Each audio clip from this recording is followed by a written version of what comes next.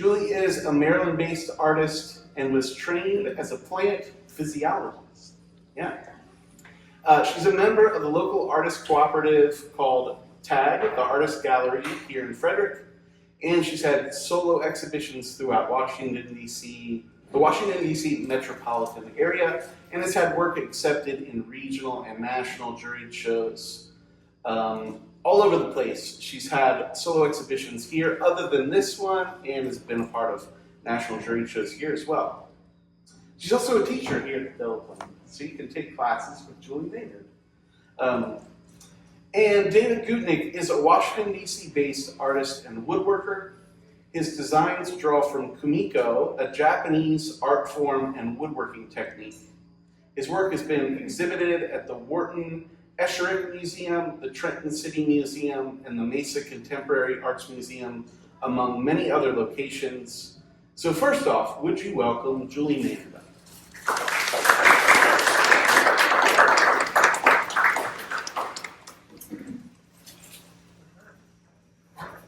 Yes, okay. So that's just my landing page to start you out on 7 ideas about paradise. Imaklu. It says that in the other gallery over there, this mysterious word sort of welcomes us into the mystic plane, which is good because that's the sort of thing I'm going to be talking about. When I set out to do this exhibition, I was thinking about, I found paradise as, I was tending to think of it as the afterlife, and the various ways that people through time and different cultures have amassed a whole body of work about ideas about what paradise is, and they hardly ever agree. But I came to realize, this slide here is just down the road from my home. The church helpfully put this up this summer so I could think more about what I was doing with 7 ideas about paradise. Is heaven your home? Turns out heaven is really, or paradise, is really more a place of great perfections where we achieve harmony. It can happen in an afterlife, or it can happen right here on earth. I wanted to start with the most familiar paradise to me. I grew up in rural Illinois a while back, and in our minds at the time, paradise tended to look like this. It's the traditional Garden of Eden. It's the sort of thing which emphasizes how Eve gave in to temptation, and then, yeah, there we are. He's not so sure about it. She's saying, oh, it's going to taste good. It's going to be fine. But then she got him kicked out of paradise. Yes, she got herself kicked out too, but she deserved it. So we know that. Now this is what paradise looks like these days on the internet. It's a good deal buffed up. It's pretty good in color, and I just love the expressions on these two people's face. He's very stern about what she's just done, and she's going, oh, you wanted to try it. So anyway, here's another modern AI view of paradise by Zach Kincaid, the son of the painter of light. And it's notable for its psychedelic colors. The fact that it features Yggdrasil, the Norse world tree, which is very eclectic and somewhat surprising. And is it in fact paradise? Well, I want to point out, here comes the apple. Yes, it is. This is the modern paradise. So it looks like paradise evolved with us, and why shouldn't it? But still, it had the various ones throughout time and history have had things in common. The first thing is that it's often considered to be paradise is enclosed. It's separate from the rest of the world. The Persians had the idea of a walled garden, which they called a paradieta. The Greeks took that and turned it into paradisos. But at any rate, it was a walled something. And early depictions of the expulsion from the Garden of Eden show an angel kicking Adam and Eve out through a door. So yeah, there was this small enclosed space, and sometimes it took a sword to get you out of it, but it was a pretty small place, and you could be out and into the wider world.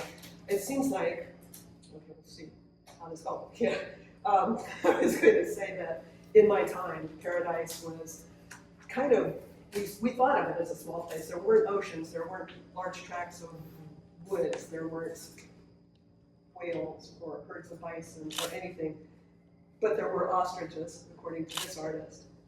And for the bird watchers in the audience, there's a hoopoo up there. Not something you see every day, but it could be seen in paradise. Other cultures too have the idea of paradise being very small. This is an internet depiction of the Norse Valhalla, which was a banqueting hall for men who died bravely in battle. So it didn't need to be that big, apparently. Other places, such as paradise, the Flower Mountain installation, which is kind of a Mesoamerican idea of paradise, it's a single peak. You get it up to the top somewhere, and there you are in paradise. It's again fairly transcribed, very small. Maybe it's that way because it's your own personal paradise. That's my paradise. I'm on my mountain peak, and that's yours. The next peak down the chain, there you are in your paradise. And if we got them all together, maybe we'd have a paradise big enough to see. So I wanted to talk about some of the things that paradises do have in common. So in addition to the idea of enclosure, where are we on this? Yep. Oh, the need to transform ourselves to get there. We can't just, we're in heaven. We have to, in the case of Flower Mountain, we have to grow wings. This little figure down here is a sort of a human figure with butterfly wings. It kind of represents the concept of the butterfly soul, which is needed to get up that extra height of heaven. In a different paradise, we might need to be able to breathe underwater.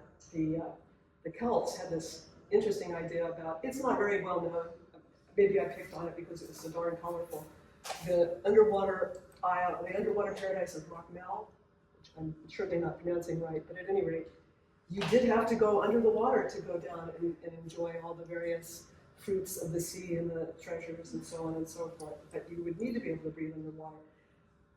The other surprising one is you're going to have to, for paradise, you're going to have to give up chicken wings and all the other forms of meat because in paradise, you need to be able to get along with everybody and you're going to have to share vegetable bowls who hopefully aren't discovered to be sentient or we're all in great trouble.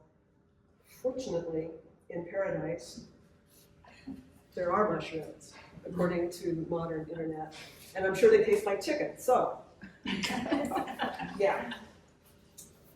Another thing about paradise that seems to be in common is there's always a but. There's always something lacking, even in paradise. For instance, this is a really beautiful garden, but look at those apples over there. I want to eat one of them, but we're told not to do it. I don't care, I'm going to eat them anyway. I really like the garden, but we need to cut some of the trees down and build more houses. Or, sure, I want to go there, but I don't know how to get there. We need a spirit guide to take us. So there are all these things that are needed in order to complete the paradise. Oh, this one surprised me. Didn't see it coming. Another thing that many paradises have in common is scarlet macaws. Big red bird, pretty hard to miss. This is back in Durer's 1504. He's got one in his little tiny engraving, but it's clearly a scarlet macaw. They're believed to be messengers in much of Central America. There may be somebody who could take your message from the earth up to the gods or the heaven-like place you're going.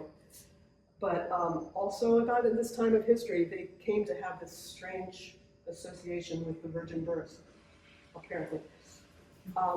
Ave, birds, similar to Eva, Eve. And in some way they symbolize, never mind. Anyway, that's the explanation for that. It's complicated, I've got it written down, but I would have to read it. So the other mystery that you might want to know about is why is my show so noisy? I think it might have been tuned down today. It's not, I'm not hearing all the incursions from that. But, so my exhibition takes the form of 7 installations, 7 different ideas. And I wanted to fill the room with movement, light and shadow. So here, this is the installation going on, Birds of Paradise thing. Something hanging from the ceiling that turns. You're going to see it out of the corner of your eye. Better yet, it casts a shadow that turns. You're going to see that out of the corner of your eye. I kind of always want you to be thinking there's more to be seen. I don't get an opportunity to do a show this big very often. So I wanted to use everything from the ceiling to the floor. There are several pieces on the floor, including the rabbit named Murderous. There's an explanation for that. Okay, here we go. I also wanted to include a video with each of the installations to make a kind of a soundtrack. A kind of, some of the images comment on what you're seeing in the exhibit. Some of them are just darn fun, like the stop animation photography. Here in this one is a sound that you're not going to hear too often in North American life. That's the sound of a pigeon whistle.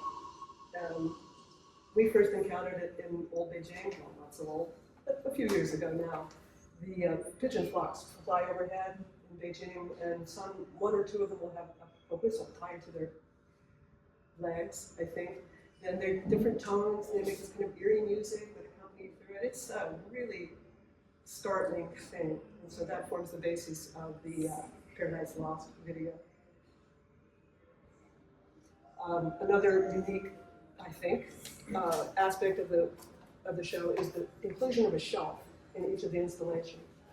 And I initially thought that I would do that to put on objects from popular culture. There's in the Flower Mountain shelf, there's a tin of sweetened condensed milk with a parrot on it, and so on and so forth. I thought it was interesting how some of the things associated with Paradise kind of stick themselves into modern life and get taken down to a level which isn't terribly profound.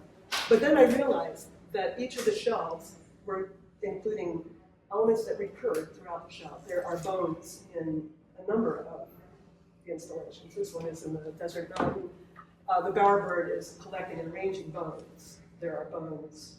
There are also animal figurines and animal images in all of the pieces, and that's not on me. This seemed to be the depictions of paradise and heaven throughout time. Have always included animals such as the ones that Durer had, many animals. This is from the stop animation video. It's one of the little toy soldiers inviting the zebra to come on over and let's all go have a good time. It shows up also in the Peaceful Kingdom installation, the family portraits hung around in the back of that area are that same thing. And another thing that you'll see on a number of the shelves is failed technology. This is from our collection of computer cords. These are the ones we didn't need, so I felt safe hanging them. And lo and behold, they cast beautiful shadows.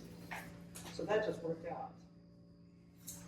So, the premise of the show promises 7 ideas about paradise. In case you were going to ask me what those were, I thought I should forestall you and say, I think there are way more than 7 ideas, but 7 is the idea of completion, perfection.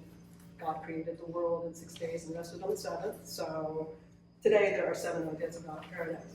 And the first one would be that something like,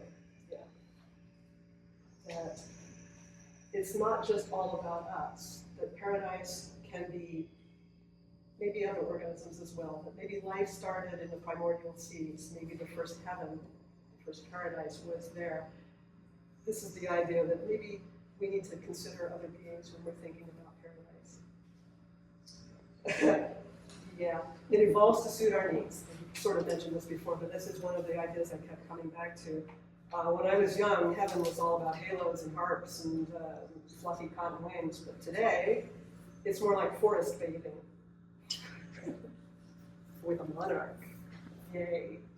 So it's, this is one of my favorites. They're wearing Jolly Green Giant outfits. There it is. A third idea is that visionaries feel we need to be vegetarians. That in order for us to achieve a kind of harmony where we all get along, we better not eat one another. And I want to point out that in that big triptych, the folded altar-like thing, there are red-eyed animals and blue-eyed animals, and they are learning to get along. We need to transform ourselves in order to achieve heaven. This is a Japanese illustration, kind of indistinct, but there's a little person in there on that cabbage moth on its way to a higher plane. The fifth idea is that we do need help to get where we're going, wherever that is.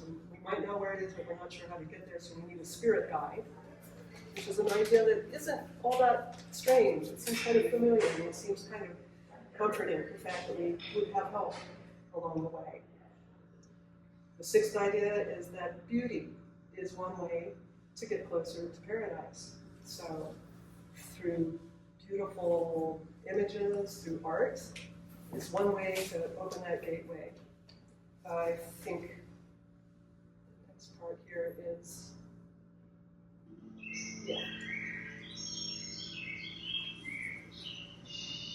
the bird that's singing here is a wood thrush that I recorded near Williamsport. It's just the most beautiful singer in Alaska I've ever heard. Humans are not the only animals that appreciate beauty. The bowerbird, the little construction in the far corner, he takes colors and shapes and organizes them, and it's not right, and he reorganizes them, and it's better. So humans aren't the only beings to appreciate this kind of thing. The final ideal I'll leave you with is that even though beauty may take us closer to heaven, we seem to turn our backs on it rather often and learn to live without it. And that's kind of a surprising thing, and yet we see it over and over through history.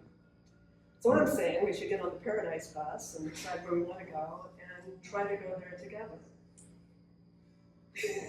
Mash up a Craig and the AI with the butterfly.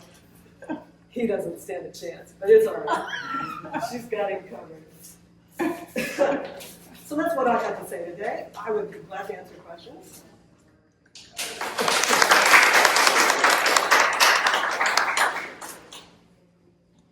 Yes. Oh, my apologies, I came late, my phone was off and I lost track of time. So I might say something stupid because you might have answered already. But I have two questions. First of all, I saw the exhibit before and pretty extraordinary. And the two questions I had, one is this resurgence of assemblage, the excess, the complex, the redundant, the absurd, the whatever. And the second question, I forgot, but it's better, best for the best thing to ask for. I was sort of getting at the first part on the shelves where I'm going to try to say this word, we make fetishes of things, and fetishization of animals, and we kind of turn them into commodities that we could maybe own. Obviously, I own a lot of those fetishes of animals, picked up as souvenirs through the life. It's not something that we're told you can take to heaven, all these possessions. And it's an interesting thing to think about. What we do, what we want to do, what we mean to do, what we have done, and there it is. If you think of the second one. Oh yes, I remember. The relationship with the memento mori, the cabinet of curiosity, the curio, the 1800s, also something, I mean, as a European, like immediately drawn towards the 18th century vision and things. They had such a fine view of nature as a cabinet of curiosities, which you can collect and catalog and understand and get closer to. And perhaps this was one of their fine strengths, and perhaps it was one of their flaws, because we end up being very acquisitive of the things that symbolize paradise to us. But I'm not the one to throw stones at that particular glass house. My house is wonderfully empty at this time, thanks to this exhibit. Anybody else? Why did you name the cat the harmful effects of UV light? All of my pieces have weird and wonderful titles, some of which are easy to figure out, some of which just happen to be included on the text that I used to print and put in. That showed up.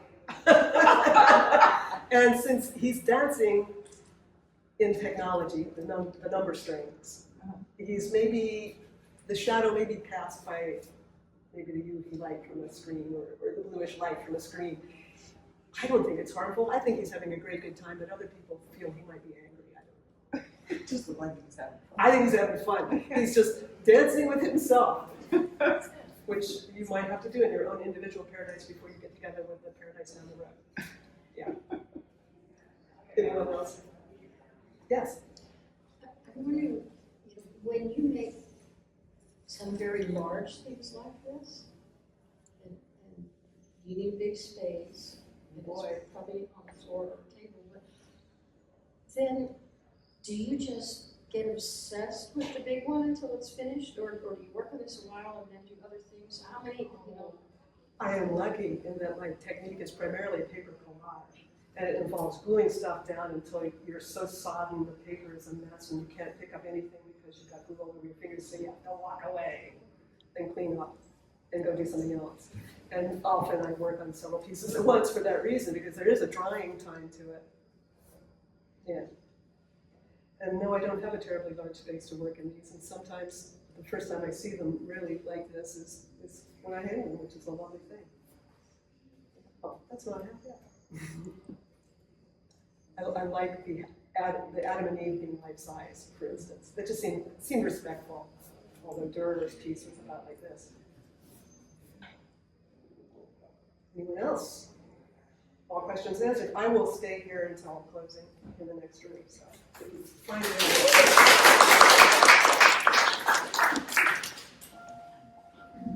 Give it up for David Gootnick. You don't have to give it up. Not yet. Hi, everybody. Thank you for coming. I appreciate it. I'm looking forward to sharing a little bit about my work. The exhibit over here is called Contemporary Kumiko. I'll talk a little bit about what I mean by contemporary in a minute as well.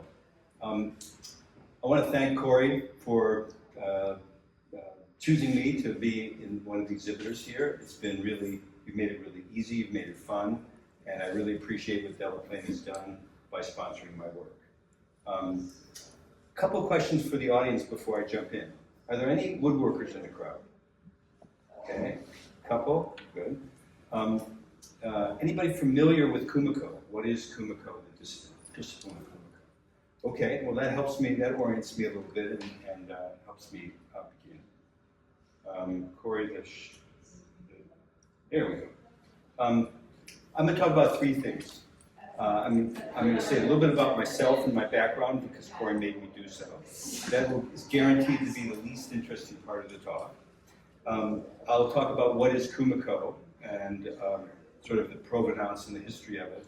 And then, as Corey mentioned, I'd like to talk about some of the pieces that are in the show. There's two ways to do that. I do have some photographs. Maybe it's a little bit of a large group, but the other way to do it is if people are so moved, we could walk in, and it's in some ways a whole lot of fun, for me at least, to just walk through and show you the pieces as we're talking about them. And so let's see how it goes, what people might want to do. So, and also please ask me questions right the way along, that's fine. I'm happy to be interrupted. Talk is more interesting for me, certainly, if you ask some questions or ask questions at the end is fine. My background is as a craftsman. It's great that occasionally people want to refer to me as an artist, but I really come to this with the skills and the background of a craftsman. I asked my parents for a lathe when I was about 15 years old. I still have all 10 fingers, I'm not sure why, but I fussed around with that for some time as a kid. In high school I worked for cabinet makers, a lot of edge banding and sanding, if that means anything to people. Went off to college, and then, as a good young man does, I quit college after about a year and a half, and spent a year and a half working for a master luthier, a man who makes string musical instruments. So I lived and worked with his family a very intensive period of time for me personally, and learned the skills of a maker of string musical instruments. This man was a true master. He made about 5 or 6 instruments a year. There were years of waiting lists, and it was just a wonderful experience for me. I came out of it maybe sort of a journeyman type skill level as a luthier. Thankfully for my parents, at least, I went back to school and finished out. I then worked in the shop of other musical instrument makers, restoring cellos, built some guitars, made a violin and a viola, that sort of thing. And then went off and had a straight job for the next 40 years, earn a living, bring up a family. My wife is in the back. Thank you for being here, babe. I was an ER, oddly enough, I went to medical school, was an ER doc for a while, was a doctor at the Peace Corps for a while, worked for other government agencies. And then as I'm sort of coming down the other side of that career, and the kids are off in school, I took this space that you're seeing here. This is my shop. It was a kids hangout for a while. Built a space that was heated and air conditioned in a nice place up in the back part of our property, a freestanding building. And when the kids went off, I yanked out all the carpet, I yanked out the couch and all, and built the shop. It's a very small space, as Julie was saying. I also work in a very small space, and this is 10 by 15. Actually, the exterior is 10 by 15. Very small space. And like you, I had the experience of I first see the piece after I take it out of the shop and hang it on the wall and can stand back from it. In fact, often I take a partially completed piece, take it over to the house, look at it a little bit so I can get a better perspective on it. But it's a similar experience to yours. So that's who I am. And then let me talk about what is kumiko. Kumiko is a uniquely Japanese woodworking technique. It is an art form, but it really comes out of a tradition of craftsmanship. A tategu is, if I'm pronouncing that correctly, is the artisan for kumiko. A tategu is you can think of it a little bit like a Finnish carpenter in the United States. In the Japanese context, if any of you are familiar with Japanese joinery or Japanese carpentry, you know that it's an exquisite form. It's not like nailing 2x4s together. These are joinery that's just amazing, and all kinds of techniques that are really, really impressive and just awe-inspiring for me. But a tategu is sort of the Finnish carpenter for traditional Japanese homes, temples, and decorative elements of temples and pagodas and the like. And in the Japanese context, Finnish carpentry often involves interior passageways, interior doorways. It uses a lot of, the use of light in the space is very important, and it's where the tradition of soji comes from. You're probably all familiar with soji screens. Kumiko is in many ways the decorative elements on fancy soji screens. And so when we walk in there, if we do, I can point out some of the ways in which this is sort of derivative of what you find in a very a fancy soji screen. It was developed about 1,500 years ago. Well, let me take a quick step back and say what I know about kumiko is very limited because there's very little written in the English language. I don't speak Japanese. I was in Japan when I was a kid, but I don't have any real deep understanding of through the language. And there's very limited amount in the English language. You can find videos on, the internet has everything, of course, and you can find videos of Japanese masters performing this work, but it's all in Japanese, so what you learn is really what you see visually. I'll get to it in a moment. There's one English language treatise, which is where I and everybody else who doesn't speak Japanese learned this skill.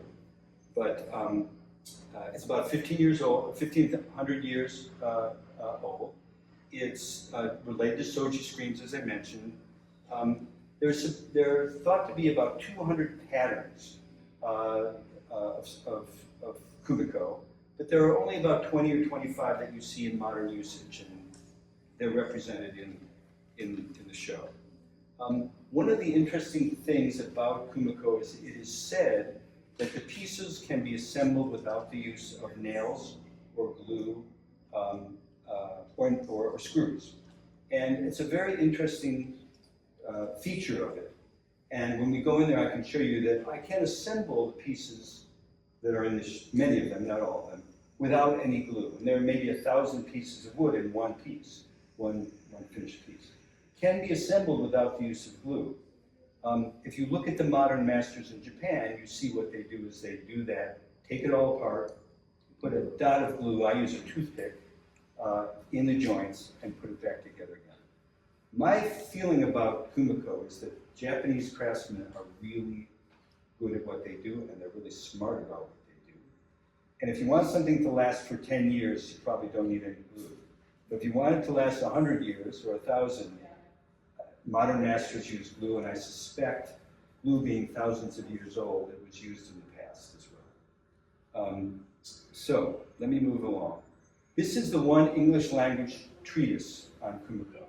An Australian fellow who lived and worked, married Japanese person, lived and worked in Japan, studied at one of the institutes for tategu in Japan.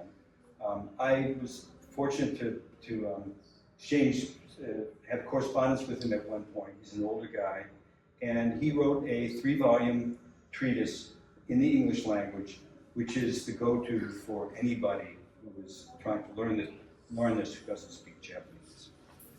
I'm going to introduce the patterns now. Let's see. Well, let me say a little bit more about kumiko before I move on.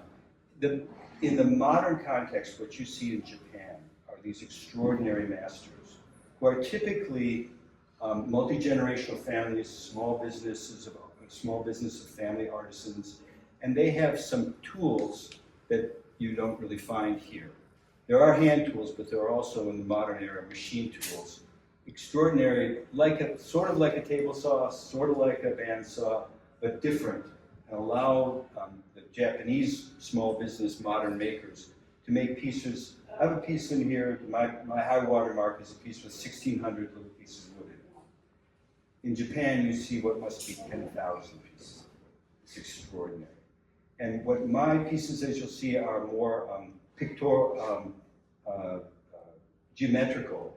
In Japan, you see murals made out of this stuff. You see Mount Fuji made out of this stuff. You see dragons and cherry blossom trees made out of this, using this form. I can't do that because I can't do 10,000 pieces of a piece. I can get over 1,000 maybe if I'm working hard. In the United States, what you see is a couple of things. You see fellows like me who are doing this, not many people earning a living doing this. You do see, you can take a course in this, and this is the classic kumiko pattern. It's called an asanoha. It's meant to represent a hemp leaf.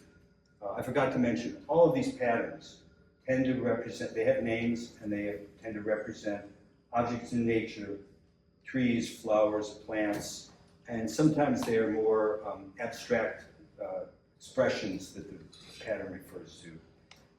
To me, they're a little like as looking up in the night sky and looking at constellations. I don't really see a hemp leaf out there. I don't know if you do, but I don't really see Orion up there when I look up in the night sky either. So it's kind of the same idea. They're more abstractions of what of the names that they're named, the things that they're named after. So there are two types of patterns. There are patterns based on a 90-degree angle on a square, essentially. This is the classic example. And there are patterns that are based on an equilateral triangle. So all of these angles that you see here, in this case, are fractions of 90 degrees, 90, 45, 22.5 degree, all of these angles, which is really the construction part of the kumiko. And here's an example. So this is the asanoha.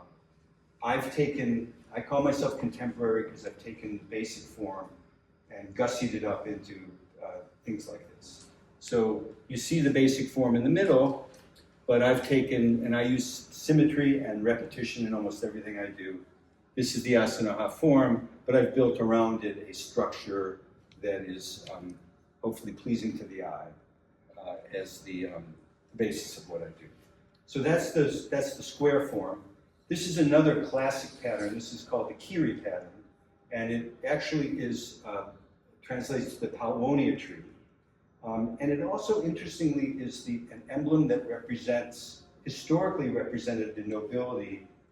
In fact, the emperor of Japan. It was his sort of one of his insignias, if you will. And in modern times, it's interesting. I met a consular official from Japan, and he handed me his business card. And lo and behold, this is the pattern that's on the official business card of the Japanese government officials. And so it doesn't look exactly like that, but it is the paonia tree, it is the kiri pattern. And this is my effort to take that basic pattern here, and again, through symmetry, repetition, use of color, create something that is hopefully pleasing to the eye and interesting to look at. This is the diamond pattern. So the diamond pattern, you can see the basic framework is an equilateral triangle. And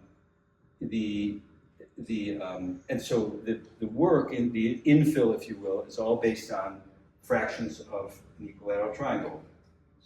75, 60, 30, 15 degree angles between all these little pieces of wood. This is actually my high water mark. You wouldn't necessarily know it by looking in there, but this has 1,600 pieces of wood in it. And it's because each one of these equilateral triangles has 9 pieces of wood in it. There's the hexagon, which is 5 pieces, and the 3 little pieces. So there's 9 pieces in each triangle, and there's a lot of triangles. And this is composed of about 50 pieces of wood. This is my own form, sort of, my own adaptation of a classic Japanese form. And that has a lot of little pieces in it as well. I'll stop here. One thing to mention here is when you look at the lattice that this is built on, you may notice, and forgive me, I'm a craftsman, not an artist, so I'm talking about the nuts and bolts of things, but this is a 3-way joint, right? So this is a lot of 3-way joints, all of which have to be exactly the same distance apart. And this is what the 3-way joint looks like. So basically, same with the 90 degrees, it's Lincoln logs. This is just Lincoln logs, if you will, but with a 3-way joint. So it's one Lincoln log that has this kind of funny angle in it, and 2 here, and one that's got the sort of the interior. Cool. I have a question, if you said we could interrupt. Oh, please. So when you are assembling a design, like the last one, for example, do you start out by making a gazillion units and then assembling them together? Or do you like kind of make them as you go? Thank you. It's a great, great question. So people ask me whether and then 2 parts to that, 2 parts to the answer. One is, do I envision this whole thing in my mind and then build it? Or do I sort of figure it out as I'm going along? And the answer is, it depends. There are times when, in this case actually, I drew this entire thing out. I knew exactly where it was going and I built it. I could show you examples where I just found the final design based on serendipity, or putting something together I didn't like it, taking it apart again, or my wife Betty having a good idea about what goes with what kind of thing. And so it's a mixture of those 2 things. And then the other part of your question is, do you make 1,000 pieces and then put them together, or the other way around? And what you end up having to do is kind of finding the dimensions of each equilateral triangle. It's a little bit of trial and error. In this book, this gentleman shows you measurements, but you can't really work off those measurements because you have to have, I can't say enough good things about this guy, but you can't really work off his measurements because what happens is the thickness of this and the exact distance, this is called the pitch, the distance between here and here, and if this is called the Mitsuki, the thickness of this, any slight variation in that, and you've got to find a whole set of interior dimensions that are your own. So to answer your question, what you tend to do is decide you want to use this pattern. You start with a rough approximation of the size of the pieces, and then by trial and error, by shaving off a little bit here and there, or building it and having to build a different one, you find the exact dimensions, and then you can make all the pieces and then put it together. I tend to build part of it, put it together, and make sure it's really right, because not every equilateral triangle is exactly the same, right? Because you're making these by hand. I don't have a machine that makes these joints. I make this on there are 2 ways that you can make it. You can make it with a pull saw and a jig, or you can make it with a table saw. And I freely admit that whenever I can use a table saw, I use a table saw. And it's a matter of having a table saw that is really precisely set up. And one thing before I get to your question, I was watching this Japanese master on YouTube at one point, and there was an English translation, and the guy was asked, "What's the hardest thing about doing this?" And he said, making a straight line. And what he meant was getting this is one piece of wood, right? This is one piece of wood. And in order for this whole thing, the grid to fit together, those pieces have to be exactly the same. This has to be carried through dozens of times through here in order for the thing to fit together. If the grid's not right, the whole thing doesn't work. So I've learned by trial and error and making a lot of mistakes how to do it. But he was a very interesting observation to me that a master said, that's the hardest thing. Because I will say, technically, the hardest thing is building the grid, not doing the infill. But your question. So, you sort of answered it, but my question was, so on all of those lines, the vertical lines, the diagonal lines, there aren't any horizontal lines, Right. but are they all, is each like equilateral triangle separate from the one beside it? Or No. do you have multiple ones that are Right. connected together? This is, I'm gonna have 1, 2, 3, 4, 5, 6, 7, 8, 9, 10, 11, 12, 13, so 26. There's 26 of these joints in one long strip, right? Okay, And then those strips are assembled. okay, So, and that's the hard part. yeah, That's the hard I can see. part. Okay, so that's most of what I wanted to talk about, other than just talking about what's in the exhibit. This is a slide that I think is, for craftsmen maybe more interesting than for others, but this is meant to show a little bit the tools of the trade. So the way the infill is made is typically with a jig, a digital caliper, and a low-angle block plane. One other thing that a master once told me and taught me, we all know this who are woodworkers, if this thing is not sharp, it don't work. Learning how to sharpen your tools as a woodworker is so very important. And I'm still learning how to be better at sharpening these tools. And when I'm doing one of these things, I sharpen this almost every day. So it's just, and another thing that a woodworker once told me was, wood is a wonderful medium because you can fix any mistake. And I make tons of mistakes, and a lot of pieces in here that hopefully look very finished and polished. There's a lot of work that's gone into disguising the mistakes there. And I can point them out if you want, but this is basically just trying to show that you start with to do the infill, you start with a long strip of wood, like the joints. You put it, you create a 90-degree angle by putting it here. You create, this is a 30-degree angle, so if you put a piece of wood in here and shave with this block plane, you create a 30-degree angle. And you can use a digital caliper to get your length. I use a Japanese pull saw, and I can get the approximate length, and then with the caliper, I get the exact length. But you use a lot of jigs, different forms. This is sort of a 90-degree, this is really a shooting board for anybody who's a woodworker. But it's a 90-degree jig, a 30-degree jig. Between these three tools, that's how the infill is mostly made. Here's an example. I'll just, because maybe it's a little bit too big of a group to go into the other room, I don't know. Let me quickly run through.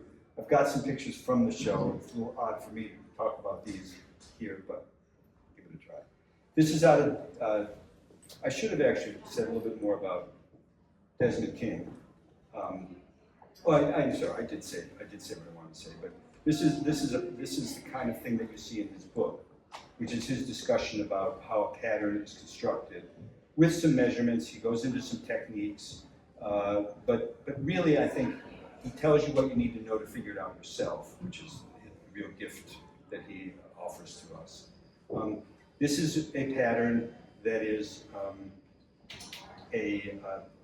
referred to as a double leaf cherry blossom.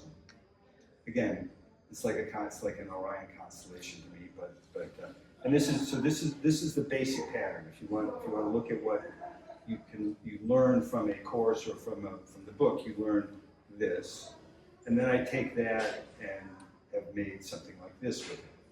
And one of the things that is contemporary about what contemporary Kumiko is the use of color. So this is traditional kumiko in traditional Japanese homes is monochromatic. It's usually a white wood. Part of why I call myself contemporary is because I've added color. And you can see that the color really creates a different look from this pattern to this pattern, particularly in the aggregate when you put them together. And here's almost a better example. This and this is the exact same pattern. But if you look at the different use of color, you see how different the impression that you get in the visual that it gives off. And I've learned the hard way that it is the white wood that stands out.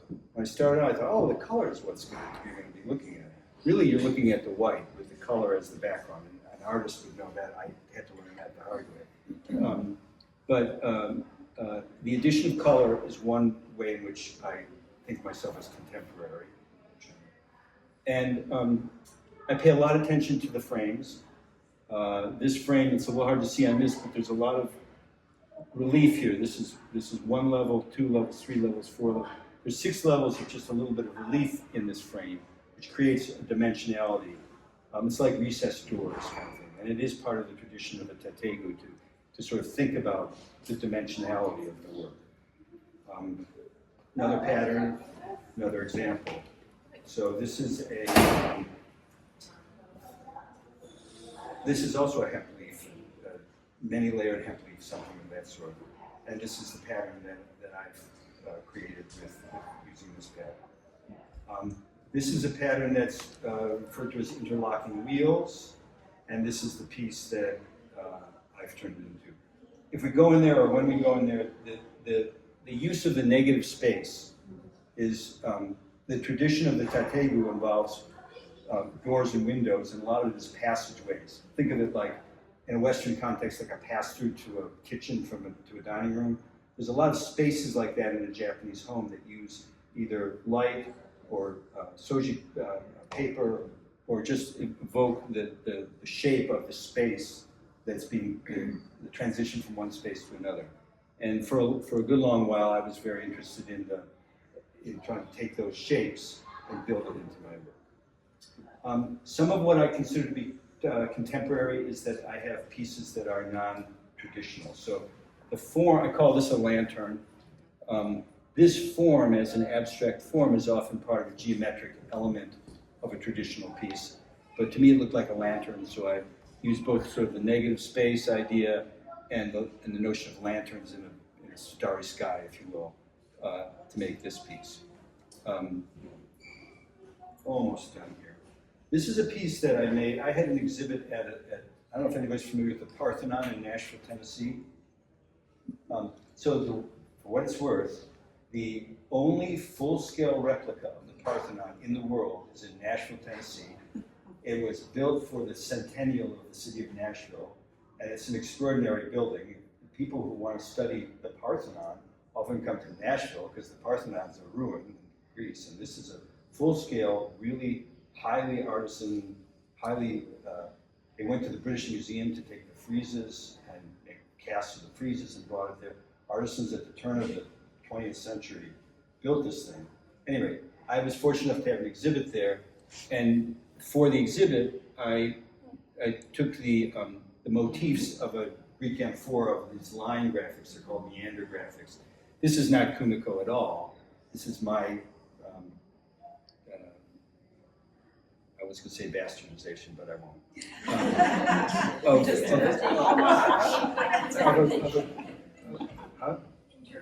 My interpretation.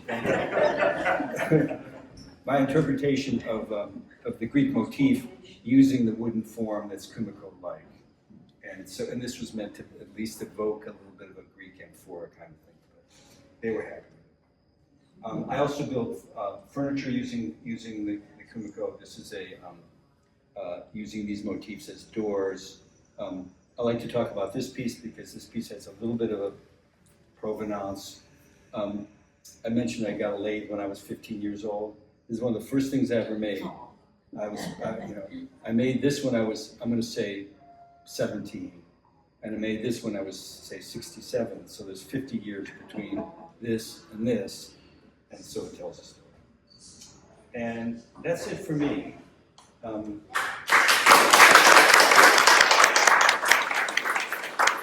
to answer any questions, or happy if people wanted to walk, for those who would want to walk through, that's fine. After you did musical instruments and you did everything else at work, how did you discover this? Oh, thank you, that's another great question, I appreciate it. I was just, first of all, my shop is small, so I figured I have a small shop, I'm gonna build small things, right? And I was literally just online, poking around, looking at Japanese architecture. And I saw this, and I said, I love this. And then I discovered the books by Des King, so it really was by accident, poking around on the internet. Okay. I saw the shot, it was really fantastic. I have a couple of questions. One, artistically, how do you put yourself from, on one hand, the first thing that I see is very art deco, very tough. And on the other hand, it's also trippy, so kind of like pop art kind of thing. So that's one artistic question. The second question, man, as a physician, it's like, just life is really extraordinary. How do you go from ER, which is, bam, done, and you just like you throw yourself at it, to this thing that is the extreme of methodology and reflection, almost like meditation. Then kind of just You probably have to talk to my psychiatrist. No. I don't know. I think. I said tongue in cheek that.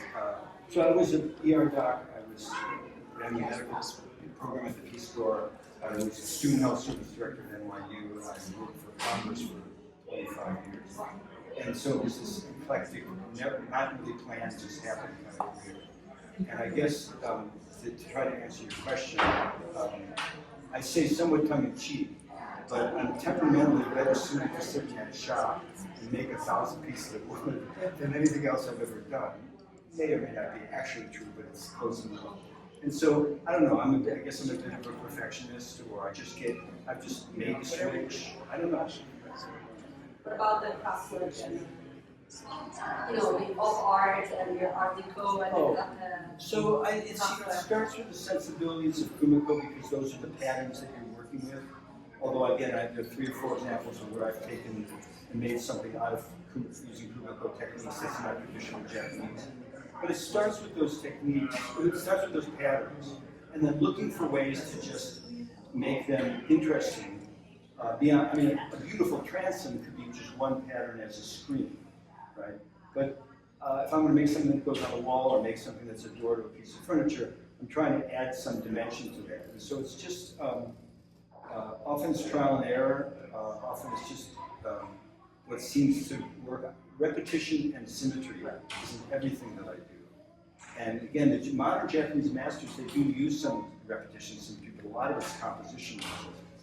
So, and then there you can see on the internet stuff that's made all over the world. Again, the vast majority of Kumiko is done in Japan, but there's a guy in Haifa in Israel who I really respect. There's a guy in Kazakhstan who does great work. There's 2 people in Amsterdam. And some of us have a little bit of a relationship via either Instagram or email relationship. There's a young man in Amsterdam who's built a computer program that allows you. So I for a long time I drew out everything I did, and then this kid has a program that's just really wonderful to allow you to experiment and build some of the building of your composition. On the internet, on a digital platform. So like I'm seeing here that you do this in work that's sized to be in a frame, but are you saying like traditionally in Japan it would be sized more like to be like an architectural divide, like is the wood Right. larger, or is it many more repetitions of the same Well, tiny thing? by the wood being larger, sometimes it is. So the main dimension is this dimension here is called the Mitsuki. It's the width. Width can be misleading on a piece like this because depth and width are hard to say which is which. So this is called the Mitsuki, but that's the width of this piece, the width of this piece. And if you're gonna build something that's architectural, very often you will have wider pieces. Length, not necessarily, but the width, so that the structure itself has more thickness to it.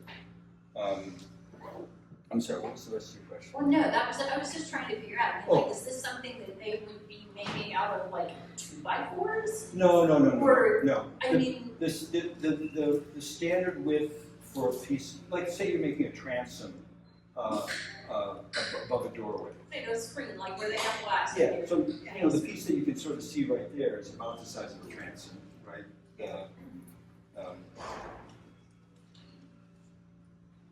This piece, not similar to the size of a transom, but it would be classically, it would be one design that filled in that entire space and was very carefully constructed so that light would come through it, or it was backed by paper such that light would be diffused through it, but it would be one design, but not so different in size as this. The other way you see it is if you look at a soji screen, and you saw a very decorative traditional soji screen, you might see one element running across it that looked a lot like this. So it'd be like a band. Soji screens right are kind of panels like this, but you might see a band running across it and made from using Gootnick.